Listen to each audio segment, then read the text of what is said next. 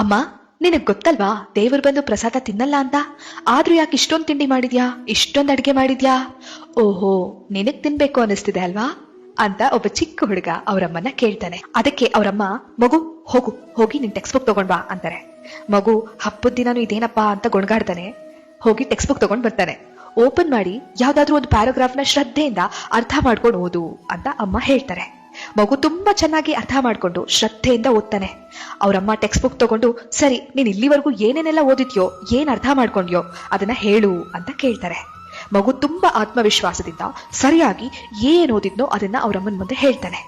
ಆಗ ಅವರಮ್ಮ, very good ಕಂದ, ಈ ಪುಸ್ತಕದಲ್ಲಿರೋ ಆ ಪ್ಯಾರಾಗ್ರಾಫ್ನ ನೀನ್ ಕಲ್ತ್ಬಿಟ್ಟಿದ್ಯಾ, ಇನ್ನು ಟೆಕ್ಸ್ಟ್ ಬುಕ್ ಅಲ್ಲಿ ಆ ಪ್ಯಾರಾಗ್ರಾಫ್ ಇರಬಾರ್ದಲ್ವಾ, ಮಾಯ ಆಗೋಗ್ಬಿಡ್ಬೇಕಲ್ವಾ ಅಂತ ಹೇಳ್ತಾರೆ.